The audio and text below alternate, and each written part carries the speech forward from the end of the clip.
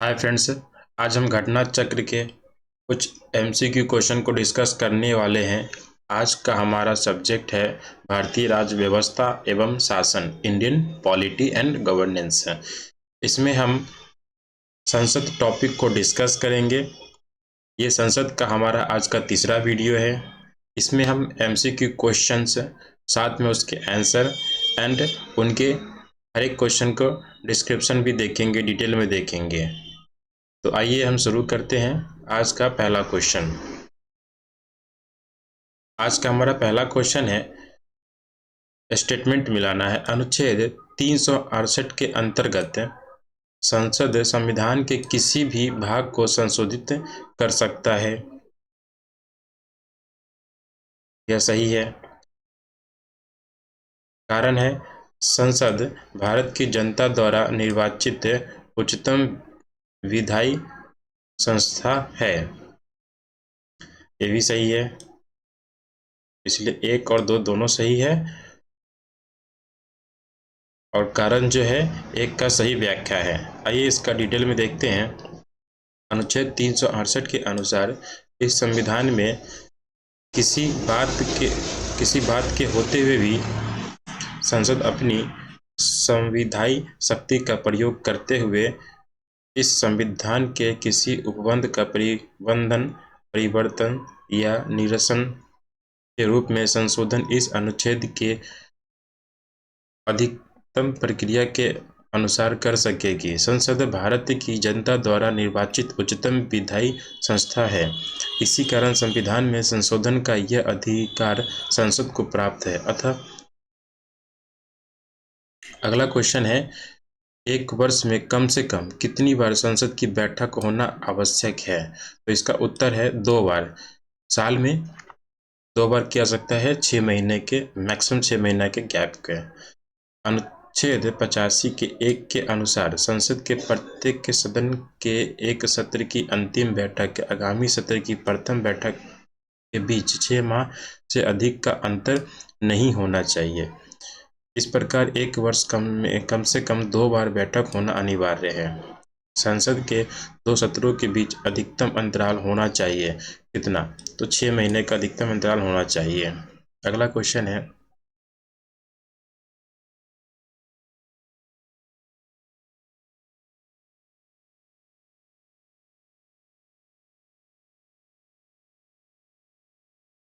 अभी इसमें मैच नहीं कर सकते क्योंकि चेंज हो गए हैं, तो इस क्वेश्चन को मैच नहीं कर सकते हैं। अगला क्वेश्चन हम देखते हैं।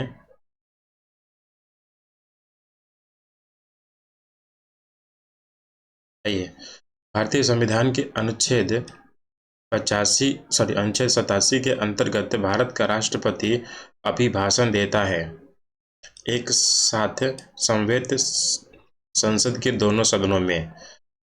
भारत के संविधान के अनुच्छेद 87 के तहत राष्ट्रपति जो है दोनों सदनों में को एक साथ सदन में भाषण देते हैं।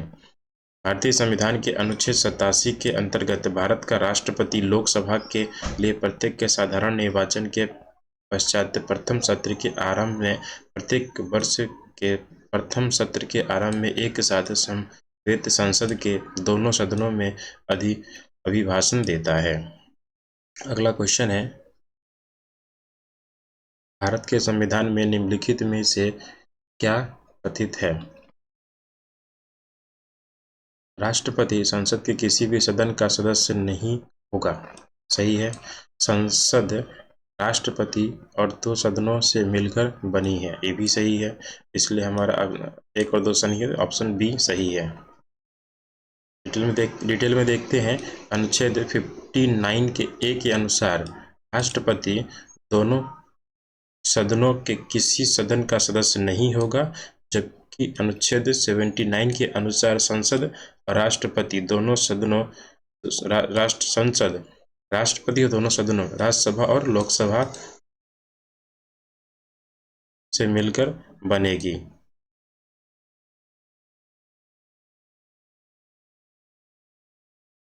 हमारा अगला क्वेश्चन है, राष्ट्रपति क्या है? संसद का हिस्सा होता है एक राष्ट्रपति। भारतीय संसद बनती है इससे लोकसभा, राज्यसभा और राष्ट्रपति से। भारत में संसद मिलकर निर्मित होती है। भारत में संसद किससे मिलकर निर्मित होती है? तो राष्ट्रपति से होती है, राज्यसभा और लोकसभा से मिलकर निर्मित होती है। उपराष्ट्रपति से मिलकर संसद नहीं होती है। उपराष्ट्रपति अध्यक्ष होते हैं, प्रधान अध्यक्ष होता है राज्यसभा का।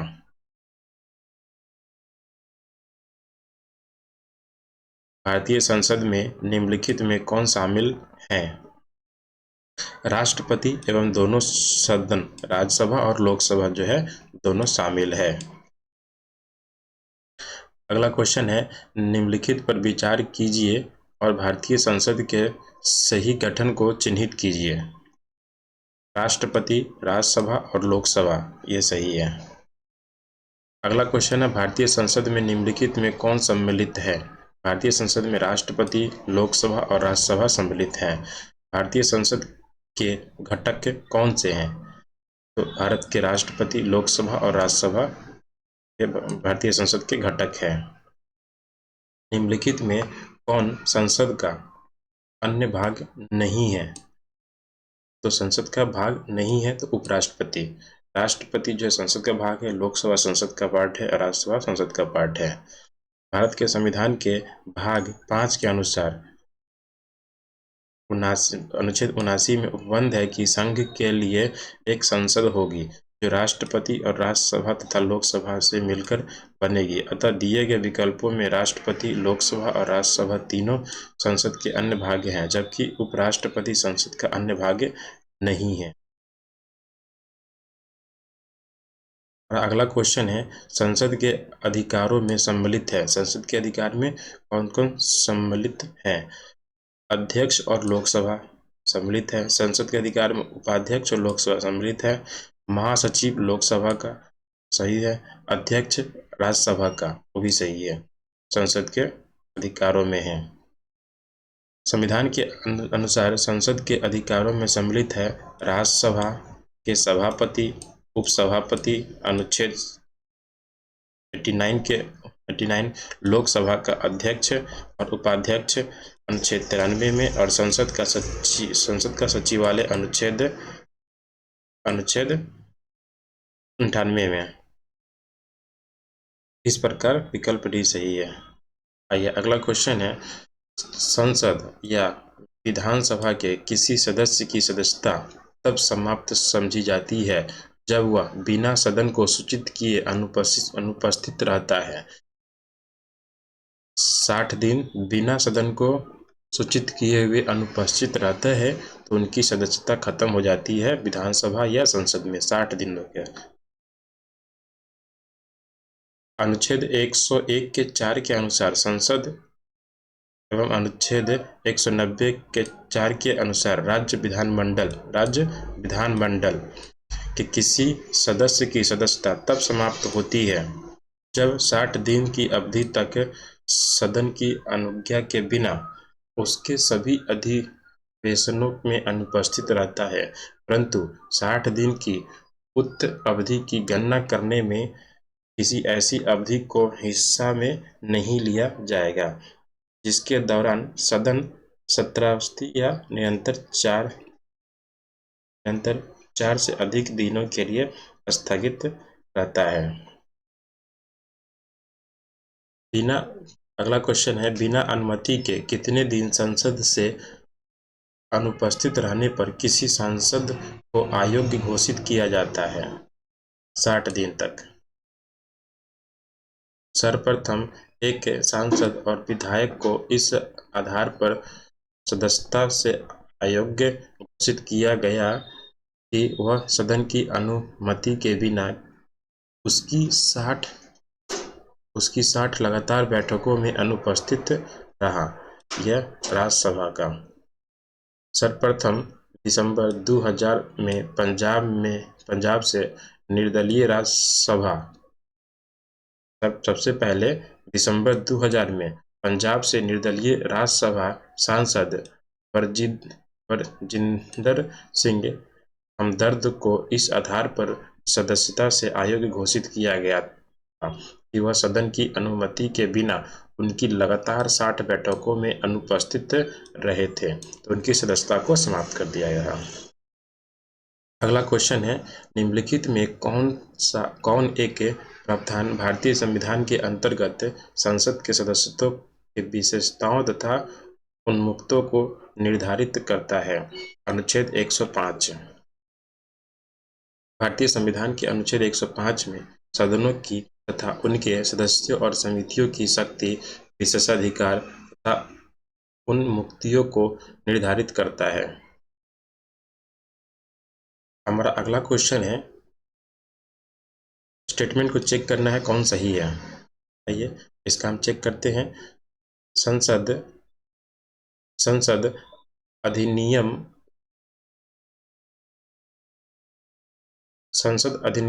1959 कई पदों को लाभ का पद के आधार पर निरंतरता से छूट लेता है।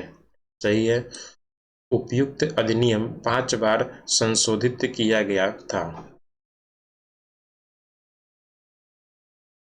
सही है। शब्द लाभ का पद भारत के संविधान में भली भांति परिभाषित किया गया है। ये गलत है। संसद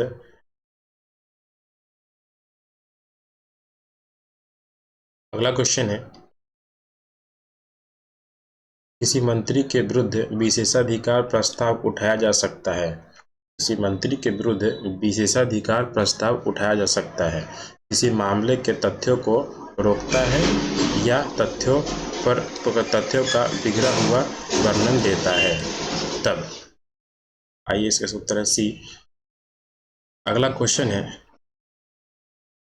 निम्नलिखित में कौन संसद सदस्यों का सामूहिक विशेषाधिकार नहीं है? सामूहिक विशेषाधिकार नहीं है। चर्चा एवं प्रक्रिया की स्वतंत्रता ये सामूहिक विशेषाधिकार है। संसद के आंतरिक विषयों के संचालन का अधिकार सामूहिक विचार है। और साक्षी के रूप में उपस्थिति से स्वतंत्रता ये संसद का विशेषाधिकार नहीं है। और अगला है, अपरिचितों की सदस्य से बाहर रहने का विशेषाधिकार, ये सही है। इसमें आंसर सी जो है गलत है। आइए अब हमारा अगला क्वेश्चन है, निम्नलिखित में से किसको लोकसभा और राज्यसभा दोनों के निर्वाचनों में मतदान का अधिकार है?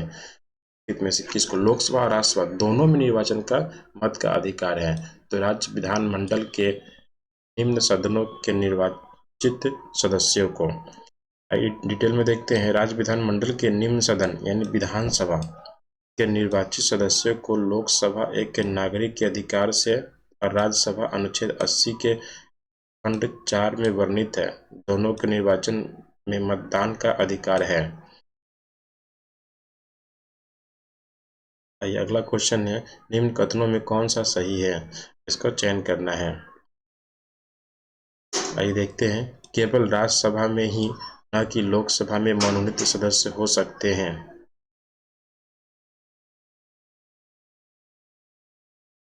ये गलत है।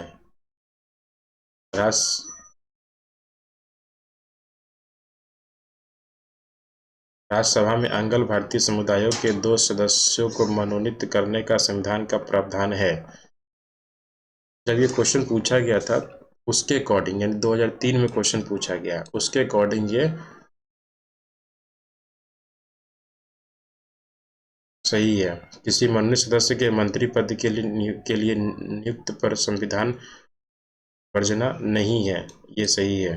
मनोनीत सदस्य राष्ट्रपति तथा उपराष्ट्रपति के चुनाव में मत दे सकता है, ये गलत है।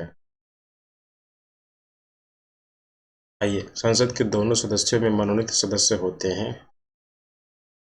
में देखते हैं। इसका अगला क्वेश्चन देखते हैं। संसद राज्य सूची के विषय के संबंध में कानून बना सकता है। इसका सही उत्तर है, यदि राज्यसभा ऐसा संकल्प पारित करता है तो विषय बना सकता है। अगला क्वेश्चन है, संघीय संसद राज्य सूची के विषय में कानून बना सकता है। तो अंतर्राष्ट्रीय समझौता को प्रभावी बनाने हेतु संबंधित राज्यों की सहमति से राज्य में राष्ट्रपति शासन लागू होने की अवस्था में और राष्ट्रीय हित में जब राज्य तथा 2/3 बहुमत से इस हेतु प्रस्ताव पारित करें। अगला क्वेश्चन है, भारतीय संविधान के किस अनुच्छेद के अंतर्गत अंतर्राष्ट्रीय समझौता को प्रभावी बनाने हेतु संसद राज्य सूची के विषय पर कानून बना सकती है? अनुच्छेद 253 के अंतर्गत।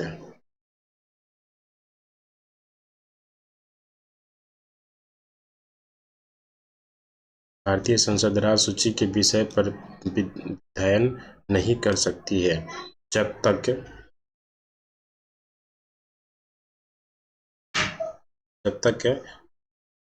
राज्यसभा प्रस्ताव पारित करे कि ऐसा करना राष्ट्रीय हित में आवश्यक है और राष्ट्रीय आपातकाल लागू हो, तभी वह कर सकते हैं। अगला क्वेश्चन है, इसका आंसर सही डी है। अगला क्वेश्चन है, अंतर्राष्ट्रीय संधियों को भारत के किसी भाग अथवा संपूर्ण भारत में लागू करने के लिए संसद कोई भी कानून बना सकता है बिना किसी राज्य की सहमति के। सही आंसर डी है। ये संविधान के विषय सूचियों में दिए गए विषयों के अतिरिक्त विषयों पर कौन कानून बना सकता है? संसद है कानून बना सकता है, ऑप्शन बी। भारतीय संविधान के अनुच्छेद 248 से संसद की अवशिष्ट विधि शक्ति के बारे में प्रावधान करता है। इसके अनुसार संसद को किसी ऐसे विषय में संबंध में जो समवर्ती सूची या राज्य सूची में प्रगणित उल्लेख नहीं है, विधि बनाने की अन्ययन शक्ति प्राप्त है। किसको? संसद को प्राप्त है। आइए अगला क्वेश्चन है, अगला क्वेश्चन देखते हैं, निम्नलिखित प्रक्रियाओं में से कौन सी ऐसी धन विधेयक जो अंगीकृत करा लेगी जो एक बार लोकसभा द्वारा पारित किया जा चुका हो किंतु राज्यसभा द्वारा संशोधित किया गया हो? यह पारित समझा जाएगा यदि लोकसभा इसे दोबारा संशोधन को स्वीकार अथवा अस्वीकार करते हुए पास कर दे तो। अनुच्छेद 109 के अनुसार धन विधेयक के संदर्भ में लोकसभा को अधिक विशिष्ट अधिकार प्राप्त है एवं राज्यसभा के अधिकार सीमित है। अतः यदि राज्यसभा ने लोकसभा द्वारा पारित धन विधेयक को कोई संशोधन किया है तो लोकसभा इसे स्वीकार और अस्वीकार करते हुए पारित कर सकती है। अगला क्वेश्चन है, अध्यक्ष यानी सदन के किसी भी सदस्य को बोलने से रोक सकता है और अन्य किसी सदस्य को बोलने दे सकता है। यह घटना कहलाती है बैठ जाना, यील्डिंग द फ्लोर।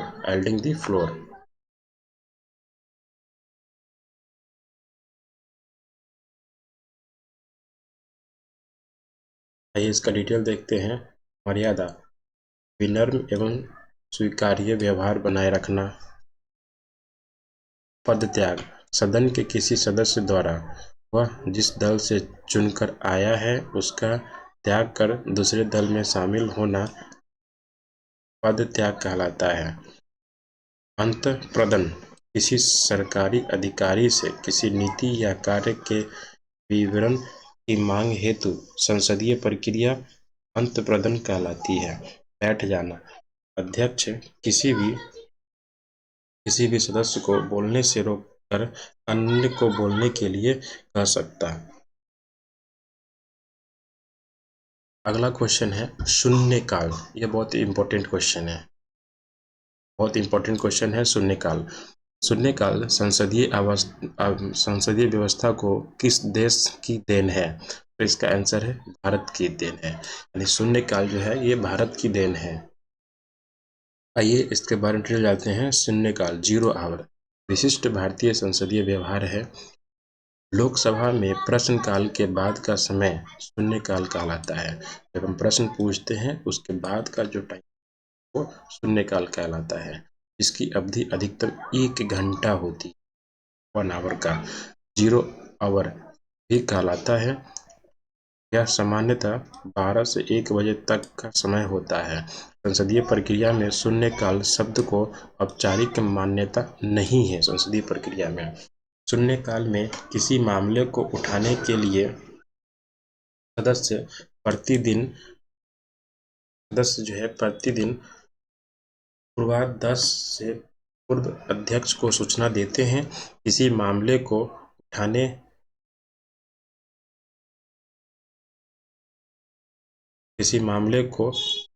उठाने या न उठाने की अनुमति या मामले के क्रम या निर्धारण अध्यक्ष पर निर्भर करता है। वर्तमान में शून्यकाल के दौरान लोकसभा में 20 मामले उठाए जाने की अनुमति है, जबकि राज्यसभा में 7 से अधिक मामले नहीं उठाए जा सकते। लोकसभा में 20 मामले उठाए जा सकते हैं शून्यकाल में, और राज्यसभा में 7 ही मामले उठाए जा सकते हैं अधिकतम। अगला, इस दौरान सदन का कोई सदस्य अत्यंत महत्वपूर्ण विषयों से संबंधित प्रश्न मंत्रियों से पूछ सकता है और उत्तर देने को कह सकता है। हमारा अगला क्वेश्चन है, लोकसभा में शून्यकाल की अवधि अधिकतम कितनी हो सकती है? तो शून्यकाल की अधिकतम अवधि 1 घंटे से ज़्यादा नहीं हो सकती है। अगला क्वेश्चन है, शून्यकाल का समय क्या होता है? दोपहर के 12 बजे से 1 बजे तक शून्यकाल का समय होता है। आइए अगला क्वेश्चन है, राजनीतिक शब्दावली में शून्यकाल का अर्थ क्या है? राजनीतिक शब्दावली में शून्यकाल का अर्थ प्रश्न उत्तर सत्र यानी कि क्वेश्चन आंसर सेशन कहलाता है, जो हमारे संसदीय व्यवस्था में 12 बजे से लेकर 1 बजे तक चलती हैं संसद में। आइए निम्नलिखित कथनों पर हम विचार करते हैं, कौन सही है।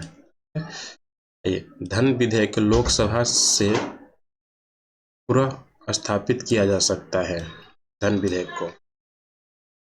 धन विधेयक राज्यसभा में पुनः स्थापित किया जा सकता है, ये गलत है।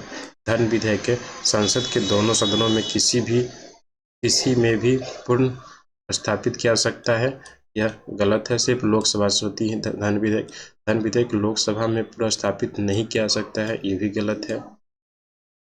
केवल डी सही है। संसद के अनुच्छेद 109 के 1 के अनुसार धन विधेयक राज्यसभा में पुनः स्थापित नहीं किया जा सकता। धन विधेयक लोकसभा में पुनः स्थापित प्रस्तुत किया जाता है। धन विधेयक लोकसभा द्वारा पारित किए जाने के पश्चात राज्यसभा को उसकी सिफारिशों के लिए पारित किया जाता है, जिसे राज्यसभा अधिकतम 14 दिनों तक रोक सकती है। ये अगला क्वेश्चन है, निम्नलिखित में कौन सा कथन सही है? धन विधेयक राज्यसभा में प्रस्तुत होता है, गलत। यह लोकसभा में प्रस्तुत है। धन विधेयक लोकसभा में प्रस्तुत होता है, ये सही है। यह संसद के किसी भी सदन में प्रस्तुत किया जा सकता है, ये भी गलत है। ये लोकसभा में ही प्रस्तुत किया जा सकता है। धन विधेयक लोकसभा में प्रस्तुत नहीं किया जा सकता, ये भी गलत है। ऑप्शन बी ही केवल सही है।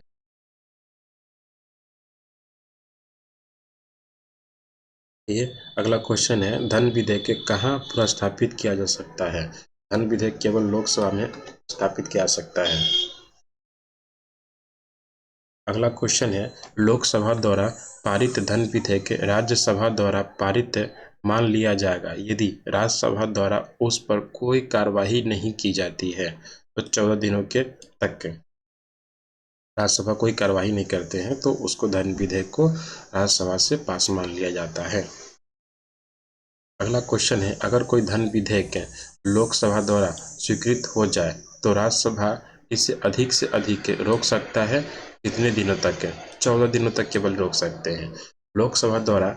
अगला क्वेश्चन है, लोकसभा द्वारा विचारार्थ भेजे गए वित्त विधेयक को राज्यसभा अधिकतम कितने समय तक रोक सकते हैं? इसका आंसर है 14 दिन तक। अगला क्वेश्चन है, राज्यसभा में धन विधेयक प्राप्त होने के कितने दिनों के अंदर इसे लोकसभा को वापस किया जा सकता है? 14 दिनों के अंदर लोकसभा को धन विधेयक राज्यसभा से वापस किया जा सकता है। अगला क्वेश्चन है, जब संसद के दोनों सदनों की बैठक में कोई विधेयक रेफर किया जाता है तो इससे इसके द्वारा पारित किया, तो इसका उत्तर है उपस्थित तथा मत देने वाले सदस्यों का साधारण बहुमत। आंसर ए सही है।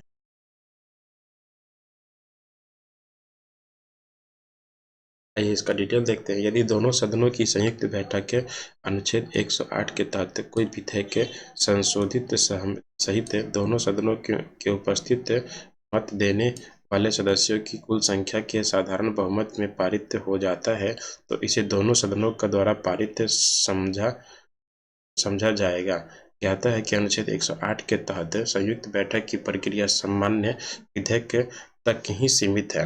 संविधान संशोधन हेतु यह लागू नहीं होता है।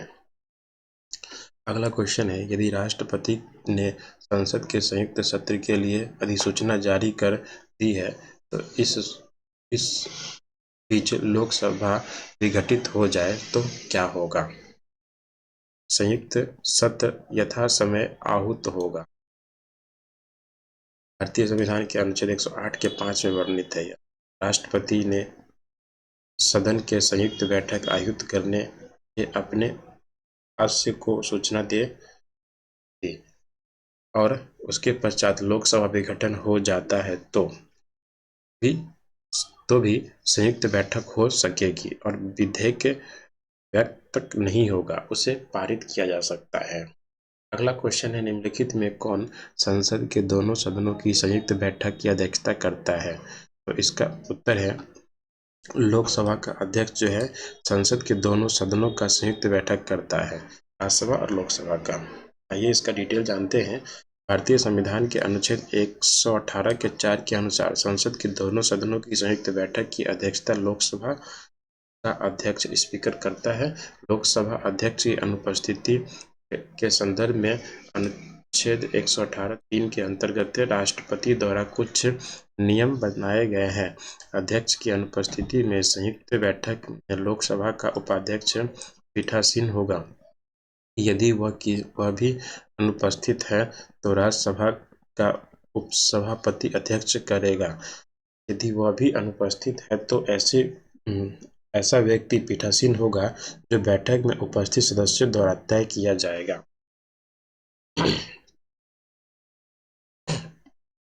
अगला क्वेश्चन है, संसद के दोनों सदनों के संयुक्त अधिवेशन की अध्यक्षता कौन करता है? स्पीकर करता है। अगला क्वेश्चन है, निम्नलिखित में कौन लोकसभा तथा राज्यसभा के संयुक्त अधिवेशन में सभापतित्व करता है? तो लोकसभा के वो स्पीकर करते हैं। ये अगला क्वेश्चन है, भारतीय संसद के दोनों सदनों की संयुक्त बैठक की अध्यक्षता कौन करता है? तो लोकसभा के अध्यक्ष। अगला क्वेश्चन है, निम्नलिखित में से कौन संसद के संयुक्त सत्र की अध्यक्षता करने हेतु अधिकृत है? तो लोकसभा का अध्यक्ष।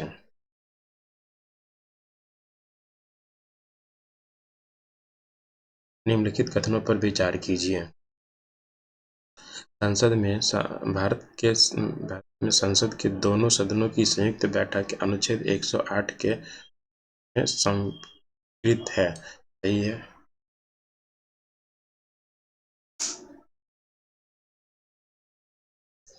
लोकसभा तथा राज्यसभा की संयुक्त बैठक 1961 में हुई थी। सही है। प्रथम संयुक्त बैठक 1961 में हुई थी। अगला क्वेश्चन है, भारतीय संसद के दोनों सदनों की दूसरी संयुक्त बैठक बैंक सेवा आयोग यानी बिल को पारित करने के लिए हुई थी। ये भी सही है।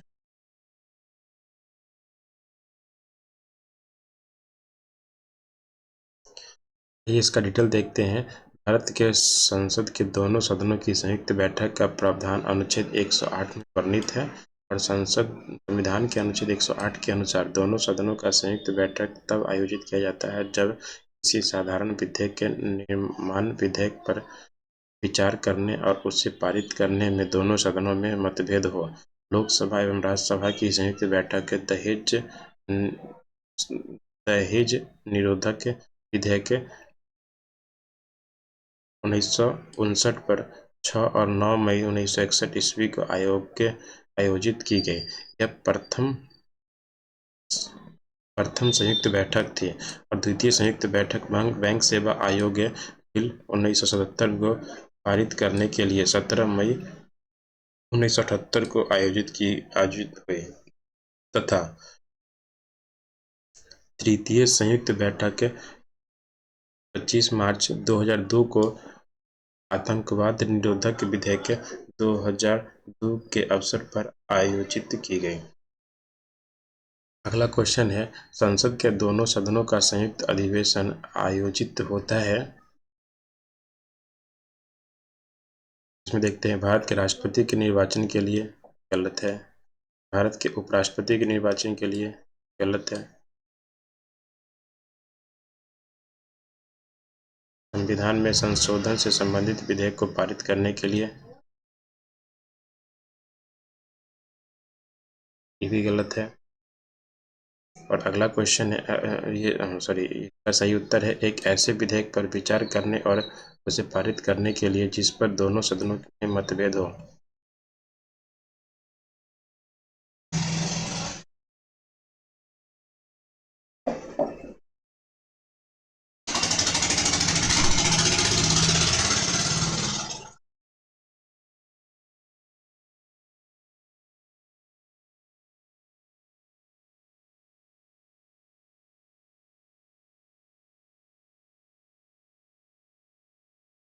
हमारा अगला क्वेश्चन है,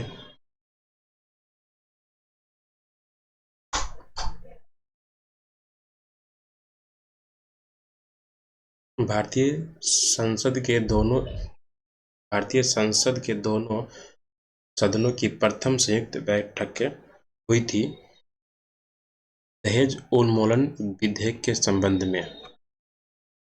हमारा अगला क्वेश्चन है, लोकसभा और राज्यसभा के बीच गतिरोध की किस स्थिति में संसद की संयुक्त बैठक बुलाई जाती है। तो देखते हैं, साधारण विधि निर्माण को पारित करने की स्थिति में, धन विधेयक को पारित करने की स्थिति में। पहला सही है, दूसरा गलत है। संविधान संशोधन विधेयक को पारित करने की विधि में, ये भी गलत है। अगला क्वेश्चन है, भारतीय संसद के दोनों सदनों की संयुक्त बैठक किस संबंध में होती है। साधारण विधेयक के संदर्भ में होती है। कोई कानूनी विधेयक संसद के किस पटल पर रखा जा सकता है। कोई भी कानूनी विधेयक संसद के किस पटल, दोनों में से संसद के एक पटल पर, यानी लोकसभा और राज्यसभा दोनों में से किसी एक पे, सी सही है। कोई भी कानूनी विधेयक संसद के दोनों सदनों में से एक के पटल पर रखा जा सकता है, जबकि धन विधेयक केवल लोकसभा में और अखिल भारतीय सेवाओं के सृजन संबंधित विधेयक मात्र राज्यसभा में प्रस्तुत किए जा सकते हैं। अगला क्वेश्चन है, निम्नलिखित कथनों में कौन सा सही है। लोकसभा में लंबित कोई विधेयक उसके सत्रावसान पर व्यापकत लैप्स हो जाता है, गलत है। राज्यसभा में लंबित कोई विधेयक जिसे लोकसभा में पारित नहीं किया है, लोकसभा के विघटन पर व्यापकत नहीं होगा, ये सही है। आइए इसका डिटेल देखते हैं। अनुच्छेद 107 के 3 के अंतर्गत संसद में लंबित विधेयक सदनों के सत्रावसान के कारण व्यापकत नहीं होगा, अतः कथन एक सत्य है। अनुच्छेद 107 के 4 के अंतर्गत राज्यसभा में लंबित विधेयक जिसको लोकसभा में पारित नहीं किया है, लोकसभा के विघटन पर व्यापकत नहीं होगा। अगला क्वेश्चन है,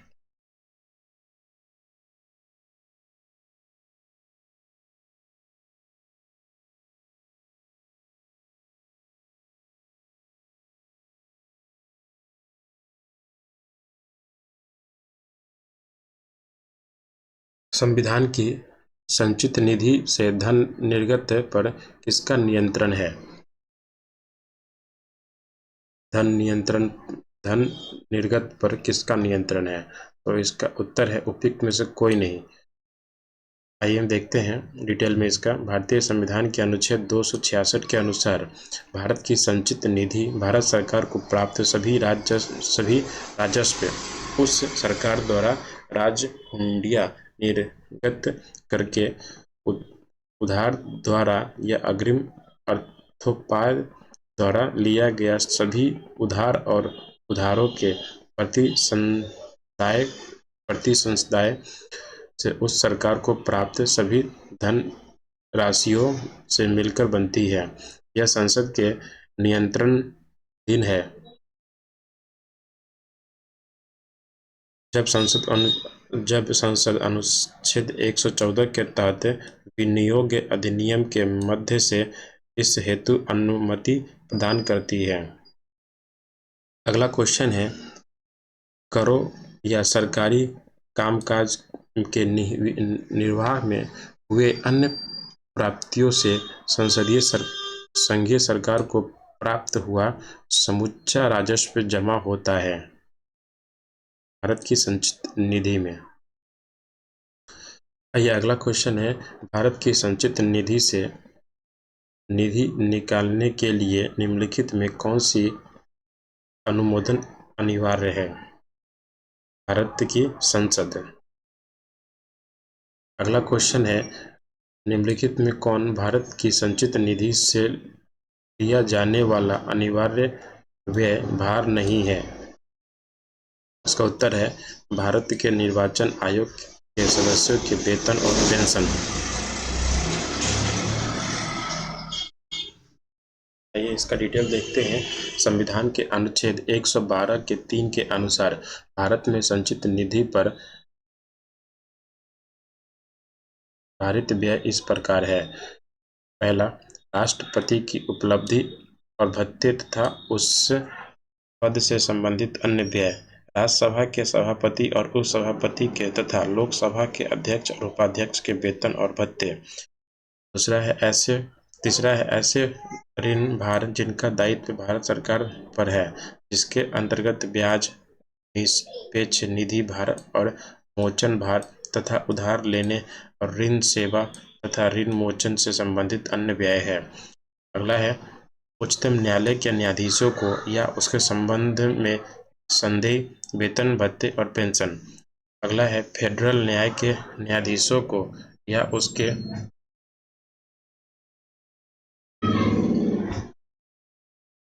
संबंध में संदेह पेंशन को।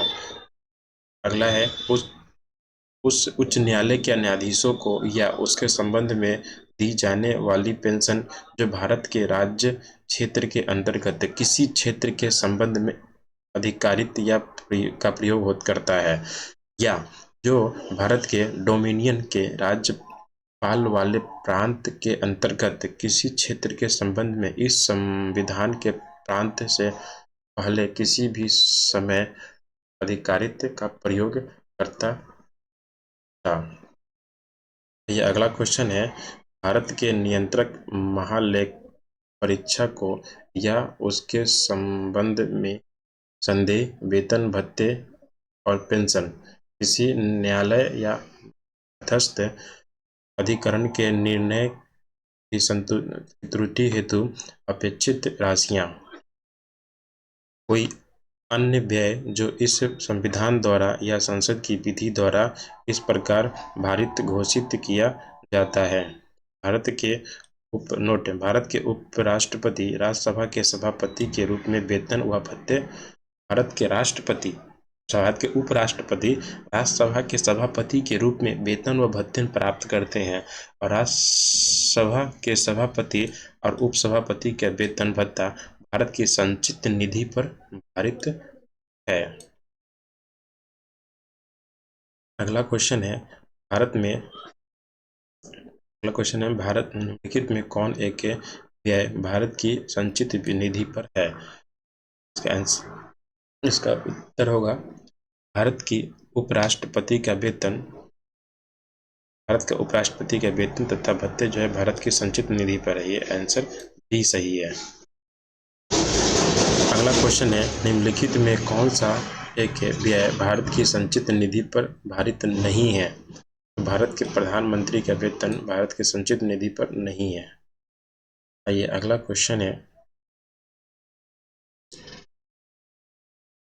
संघ की सरकार यूनियन गवर्नमेंट के संदर्भ में निम्नलिखित कथनों पर विचार कीजिए। ये देखते हैं, राजस्व विभाग संसद में प्रस्तुत किए जाने वाले केंद्रीय बजट को तैयार करने के लिए उत्तरदायित्व है। ये गलत है। भारत की संसद के प्राधिकरण ऑथराइजेशन के बिना कोई धन भारत की संचित निधि से निकाला नहीं जा सकता। ये सही है।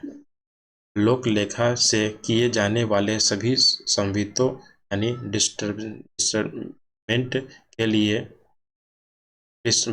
डिसबर्समेंट के लिए भी भारत की संसद के प्राधिकरण की आवश्यकता होती है। ये गलत है।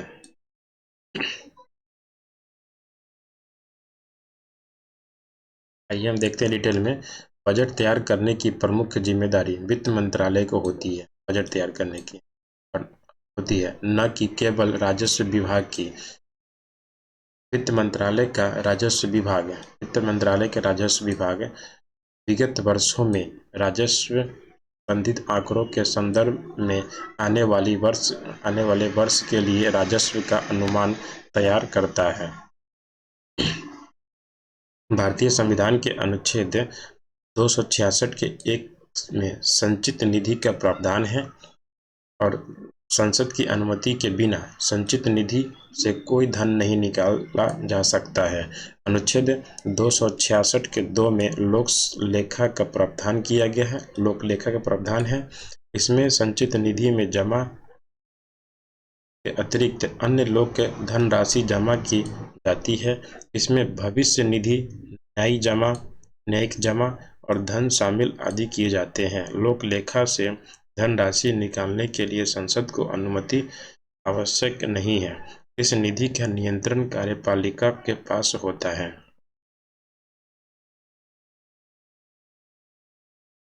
हमारा अगला क्वेश्चन है, आकस्मिकता निधि को राष्ट्रपति कैसे व्यय करता है संसदीय स्वीकृति से पूर्व?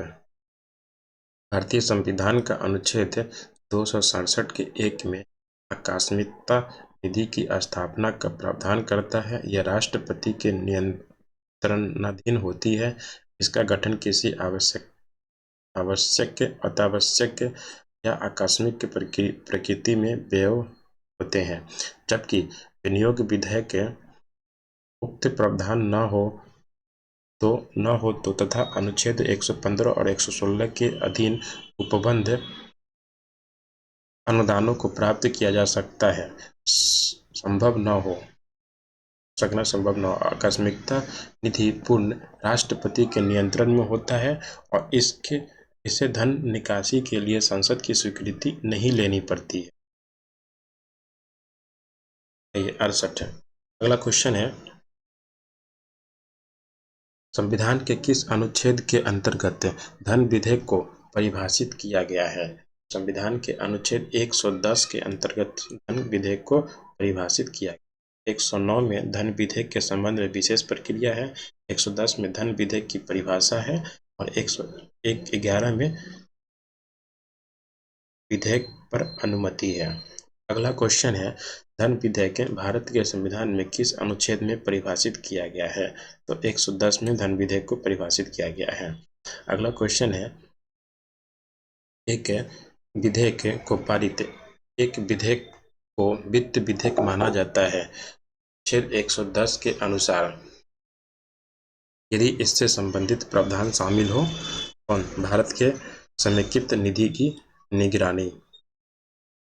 अनुच्छेद 110 के अनुसार उस विधेयक को धन विधेयक माना जाएगा जिसमें निम्न में से कोई भी अथवा सभी बंद सम्मिलित होगा। पहला, किसी कर अधिरोधन, उत्साधन, परिहार, परिवर्तन और विनियमन भारत सरकार द्वारा धन उधार लेने का या कोई प्रत्याभूति देने का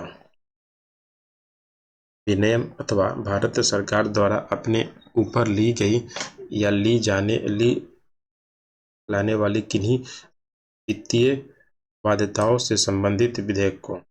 अगला है भारत की संचित निधि या आकस्मिकता निधि की अभिरक्षा ऐसी किसी विधि में धन जमा करना या उसके धन निकालना।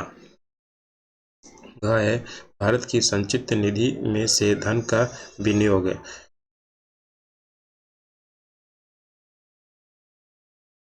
किसी व्यय को भारत की संचित निधि पर भारित व्यय घोषित करना या ऐसे किसी व्यय की रकम को बढ़ाना।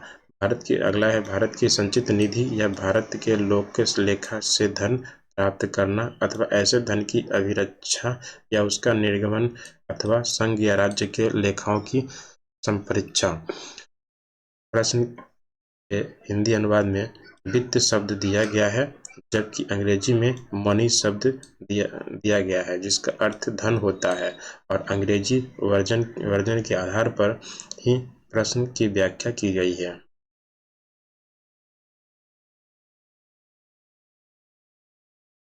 ये क्वेश्चन में कौन सही क्या नहीं है इसके बारे में देखना है। तो आइए हम देखते हैं।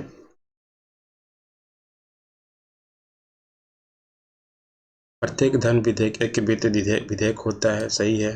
प्रत्येक वित्त विधेयक एक धन विधेयक नहीं होता है, सही है। वित्त विधेयक केवल लोकसभा में प्रस्तावित किया जा सकता है, ये भी सही है। वित्त विधेयक पर राष्ट्रपति के पूर्व हस्ताक्षर होते हैं, ये भी सही है। और राज्यसभा वित्त विधेयक को 14 दिनों तक रोक कर रख सकती है, ये गलत है। राष्ट्रपति वित्त विधेयक पर हस्ताक्षर करने से इनकार कर सकता है, ये भी गलत है। राज्यसभा वित्त विधेयक को संशोधित कर सकती है, सही है। गतिरोध की स्थिति में वित्त विधेयक पर संयुक्त अधिवेशन बुलाया जा सकता है, ये भी सही है। इसके बिहाफ पे 5 और 6 जो है गलत है, बाकी सभी सही है, ऑप्शन बी। अगला क्वेश्चन है निम्नलिखित कथनों में से कौन एक धन विधेयक के बारे में सही नहीं है। तो आइए हम देखते हैं। धन विधेयक संसद के दोनों सदनों में से किसी भी सदन में प्रस्तावित किया जा सकता है, ये गलत है। लोकसभा अध्यक्ष यह निर्णय करने के लिए अंतिम प्राधिकारी है कि बिल कोई धन विधेयक है या नहीं, ये सही है। लोकसभा द्वारा पारित किसी धन विधेयक या राज्यसभा द्वारा 14 दिनों के अंतर्गत लौटाया जाना और विचारार्थ भेजा जाना आवश्यक है, सही है। राष्ट्रपति किसी धन विधेयक को लोकसभा में पुनर्विचार के लिए नहीं लौटा सकता, ये भी सही है। तो इस तरह से आंसर ए जो है गलत है, बाकी सभी सही है। ये अगला क्वेश्चन है यह धन विधेयक है, इसका निर्णय कौन करता है। तो लोकसभा के अध्यक्ष धन विधेयक है या नहीं ये निर्णय करता, ऑप्शन सी सही है। कोई विधेयक, आइए डिटेल में देखते हैं। कोई विधेयक धन विधेयक है या नहीं इसका विनिश्चय संसद संविधान के अनुच्छेद 110 के 3 के अनुसार लोकसभा अध्यक्ष द्वारा किया जाता है और उसका विनिश्चय अंतिम होता है। अगला है धन विधेयक को कौन प्रमाणित करता है। धन विधेयक को स्पीकर, लोकसभा के स्पीकर प्रमाणित करते हैं। अगला क्वेश्चन है कोई धन विधेयक है या नहीं इसका निर्णय कौन करता है। तो लोकसभा के अध्यक्ष, लोकसभा स्पीकर करते हैं। अगला क्वेश्चन है वित्त विधेयक को प्रस्तुत करने के लिए विषय में निम्नलिखित में कौन सा कथन सही है। आइए देखते हैं। यह लोकसभा में प्रस्तुत किया जा सकता है, यह सही है। वित्त विधेयक राज्यसभा में प्रस्तुत होता है, गलत है। यह संसद के किसी भी सदन में प्रस्तुत किया जा सकता है, गलत है। यह लोकसभा में प्रस्तुत नहीं किया जा सकता, ये भी गलत है। लोकसभा में प्रस्तुत होता है। आइए अगला क्वेश्चन है भारत सरकार द्वारा वित्त विधेयक सदन में पेश किया जाता है। लोकसभा में पेश किया जाता है। अगला क्वेश्चन है, भारत के संविधान के अंतर्गत एक धन विधेयक को प्रस्तुत किया जा सकता है केवल लोकसभा में। अगला क्वेश्चन है, निम्नलिखित कथनों को कौन सही नहीं है, इसका चेक करना है। आइए एक एक करके देखते हैं। धन विधेयक के मामले में राज्यसभा शक्तिहीन है, ये सही है। धन विधेयक की शुरुआत राज्यसभा में होती है, ये गलत है। धन विधेयक राज्यसभा नहीं, लोकसभा में पास होती है। लोकसभा द्वारा पारित किए जाने के बाद राज्यसभा को 14 दिनों के भीतर विधेयक को पारित करना होता है, ये भी सही है। राज्यसभा किसी धन विधेयक को पारित कर सकती है, अथवा कतिपय सिफारिशों के साथ उसे लोकसभा को लौटा सकती है, ये सही है।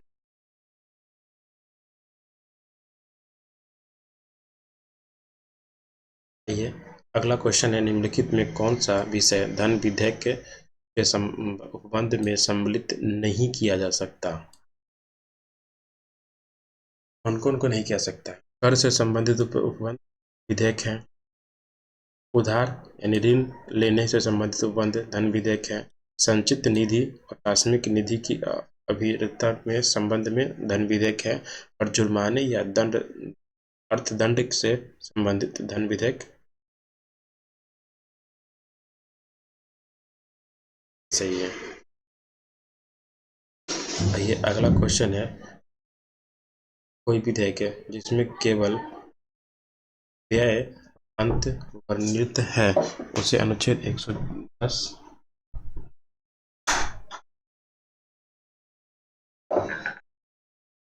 110 में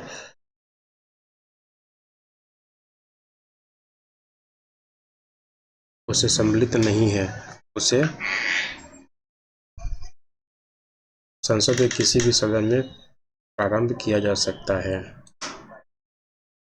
अगला क्वेश्चन है,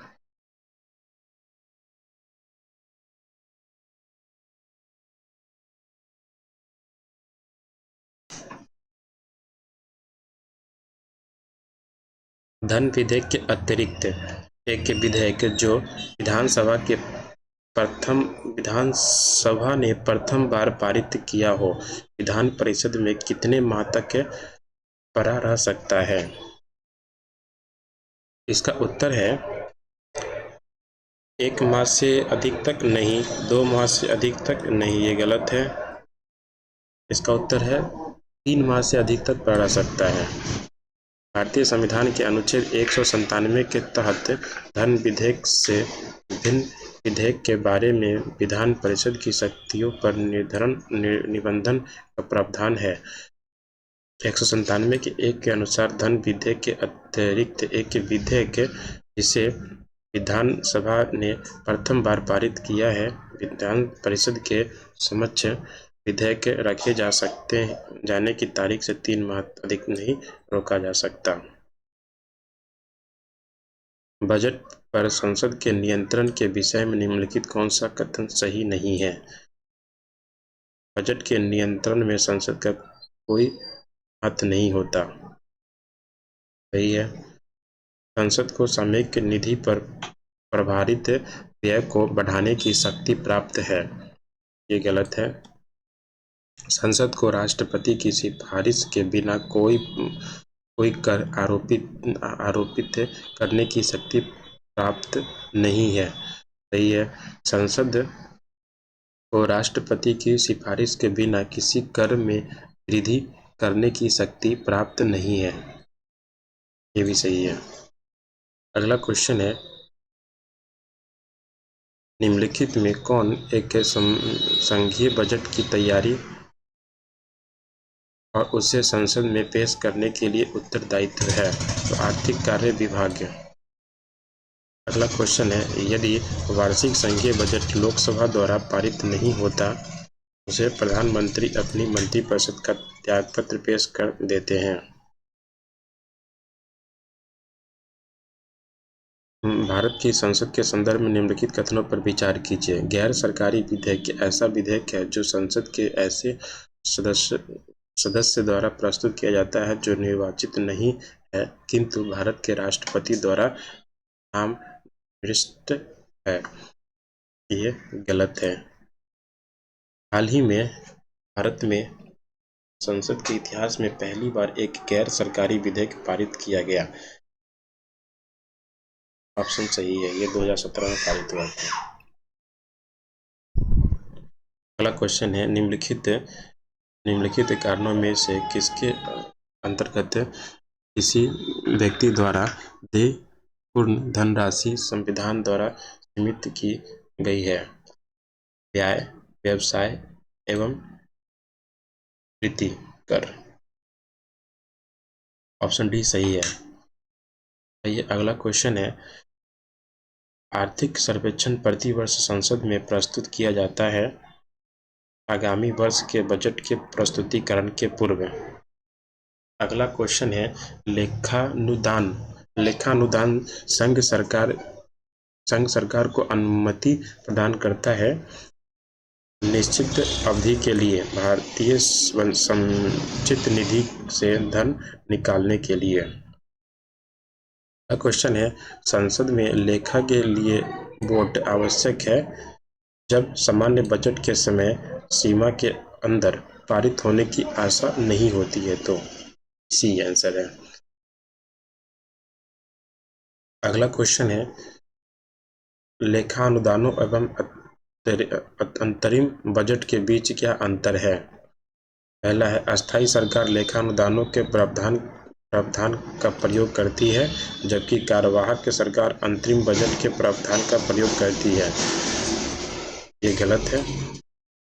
लेखा अनुदान सरकार के बजट के व्यय पक्ष मात्र से संबंध होता है जबकि अंतरिम बजट में व्यय तथा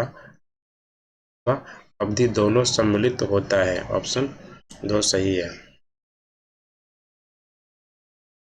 अगला क्वेश्चन है, व्यय का अनुमान किस रूप में भारतीय संसद के समक्ष रखा जाता है? अनुदान का अनुरोध। सही है। आइए इसका डिटेल देखते हैं। अनुच्छेद 113 के 2 के अनुसार व्यय का अनुमान भारतीय संसद के समक्ष अर्थात लोकसभा के समक्ष अनुदानों की मांगों के रूप में रखे जाएंगे और लोकसभा को शक्ति होती है कि वह किसी मांग को अनुमति दे या अनुमति देने से मना कर दे अथवा किसी मांग को उससे विनिष्ट रकम को कम करके अनुमति दे। ये अगला क्वेश्चन है, सामान्य वित्तीय विधान में चरण सम्मिलित है। पहला ऑप्शन है बजट का प्रस्तुतिकरण। सही है। दूसरा है बजट का चर्चित। अगला स्टेप उसके अगला स्टेप है विनियोग विधेयक को पारित करना। उसका अगला स्टेप ये लेखानुदान नहीं है। अगला स्टेप है वित्तीय विधेयक को पारित करना। सही है। लेखा अनुदान बना है बजट पारित लंबित होने के कारण निधि आवंटित हेतु।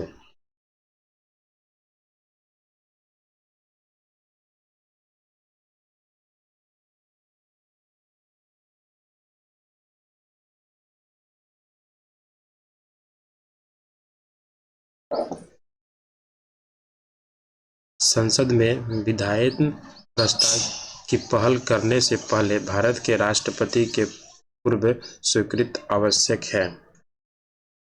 एक नवीन राज्य के गठन से संबंधित विधेयक पर। सही है। ऐसे कराधान विधेयक है जिसमें राज्यों का हित निहित हो। सही है। राज्यों की सीमाओं में फेरबदल करने संबंधित विधेयक पर। ये भी सही है। धन विधेयक पर। ये भी सही है। निम्नलिखित प्रस्तावों में से किसका संबंध संघीय बजट से है?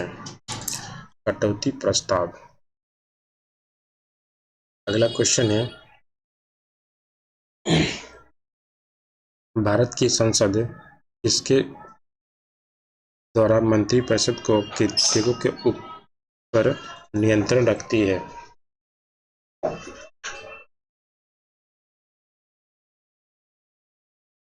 इसका उत्तर है स्थगन प्रस्ताव, प्रश्नकाल, अनुपूरक प्रश्न। अगला क्वेश्चन है भारतीय संसद के स्थगन प्रस्ताव लाने का क्या उद्देश्य है? सार्वजनिक महत्व के निश्चित आवश्यक मुद्दे पर बहस करने हेतु। अगला क्वेश्चन है संसदीय प्रक्रिया में गिलोटिन का क्या अर्थ है? संसदीय प्रक्रिया में गिलोटिन का क्या अर्थ है? विधेयक पर बहस को बंद करना गिलोटिन का अर्थ है। विधेयक पर बहस को बंद करना। ये अगला क्वेश्चन है इसमें कौन सही सुमेलित नहीं है इसका चुनना है। आइए नीति निर्मोदन प्रस्ताव बजट की मांग को घटाकर ₹1 कर दिया जाए, सही है।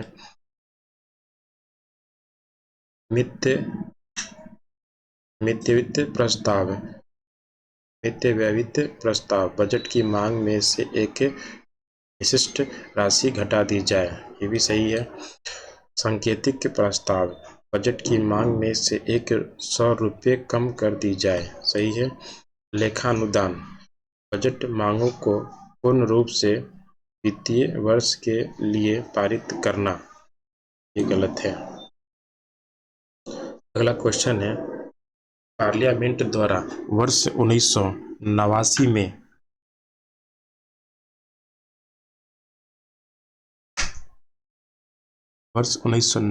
में निर्मित कानून के अनुसार एक नागरिक के वयस्क होने की कानूनी आयु कितनी थी? बढ़ा दी गई, 18 वर्ष हो गई। उसके बाद आइए 61वें संविधान संशोधन अधिनियम 1989 द्वारा जन प्रतिनिधित्व अधिनियम 1951 में संशोधन कर मताधिकार की आयु 21 वर्ष से घटा करके 18 वर्ष कर दी गई। यह संशोधन 28 मार्च 1989 से प्रभावित हुई। रेलवे अंचलों के लिए संसद सदस्यों की परामर्शदात्री समिति का गठन किया जाता है संसदीय कार्य मंत्रालय द्वारा। 104 भारतीय राजनीति के संदर्भ में निम्नलिखित में कौन सा कथन सही है? राष्ट्रीय विकास परिषद में केंद्रीय वित्त मंत्री और राज्यों के मुख्यमंत्री होते हैं।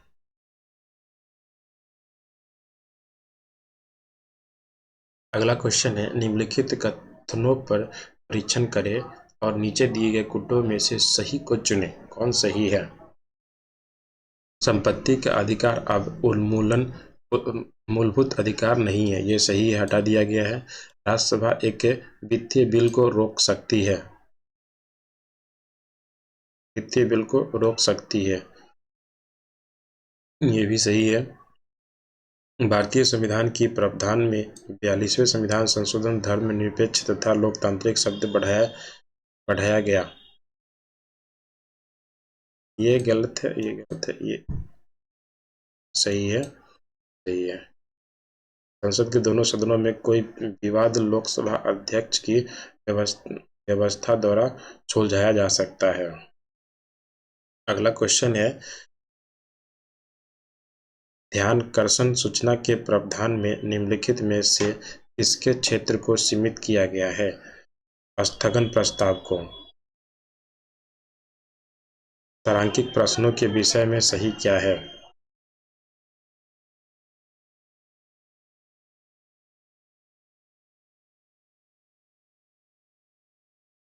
उत्तर मौखिक दिए जाते हैं। तारांकित प्रश्न में उत्तर जो है मौखिक दिए जाते हैं, मुंह से दिए जाते हैं और पूरक प्रश्न पूछे जाते हैं।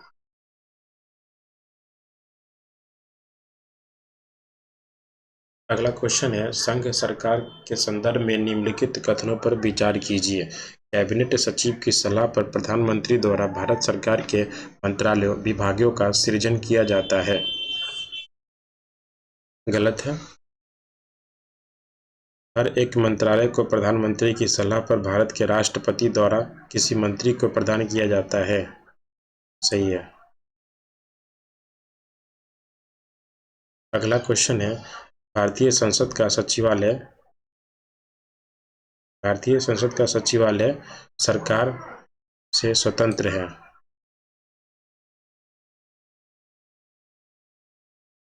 भारतीय संसद की संप्रभुता प्रतिबद्ध है। भारतीय संसद की संप्रभुता प्रतिबद्ध है न्यायिक समीक्षा से। भारतीय संसद का स्वर्ण जयंती समारोह मनाया गया था। भारतीय संसद का स्वर्ण जयंती समारोह यानी कि 50 साल का समारोह मनाया गया था। कब मनाया गया था?